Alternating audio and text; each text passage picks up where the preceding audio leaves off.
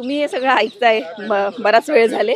तुम्हाला तुम्हाला तुम्हाला काय वाटतं एक मतदार म्हणून? आता तुम्ही सगळं ऐकलं, यांनी जे म्हटलं सुप्रीम कोर्टाने आदेश दिलेले आहेत, पण सुप्रीम कोर्टच आता त्यांचं एक म्हणणं आहे, त्यांनी जो आरोप केला. काय वाटतं खरंच मतदार यादीमध्ये घोळ आहे असं वाटतं का ना? आरोप विरोधकांकडून केला होता. विषय मतदार यादीमध्ये घोळ, हा घोळ आहे की दुबार मतदार लिहिले गेलेत हे आपल्याला कळत नाही, पण ऍक्च्युअल मध्ये घोळ आहे सगळ्यांना समजतंय.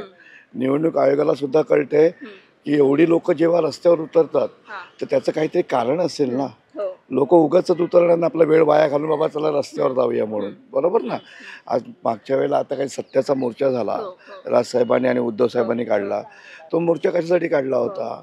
तर त्याच्यामध्ये जी लोक उपस्थित होते ते काय प्रत्येक पक्षाचीच असतील असं पण नाहीये ना.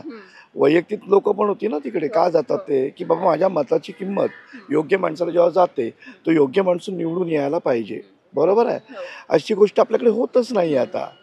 आणि निवडणूक आयोग सुद्धा मागच्या निकालामध्ये तुम्ही पाहिलं असेल की एक्सेस मतदान झालं होतं, त्याचं त्याने उत्तरच नाही दिलं कोणाला, बरोबर ना. त्यावेळेला त्यांनी पुन्हा रिचेकिंग मागितली तरी त्यांचं उत्तर नसतं. काही नाही, आता आम्ही व्हिडिओ बंद केले, कॅमेरे बघू शकत नाही, तुम्ही लाईव्ह मागू शकत नाही. किती किती अडचणी. पंजाबमध्ये तो महापौर निवडून आला तर तेव्हा तुम्ही पाहिलं ना, समोरासमोर त्यांनी थप्पे मारून हे सगळं करून. आता हे वन साईड का झालेलं आहे?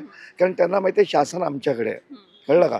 जेवढे महाराष्ट्राचे जेवढे मोठे मोठे करप्टेड आहे, ज्या लोकांच्यावरती BJPने आरोप केले, 70,000 कोटी 200 कोटी 1000 कोटी जे काही आरोप केले, ते तेवढे सगळे करप्टर लोक आहेत ना BJPमध्ये जाऊन बसलेले आहेत.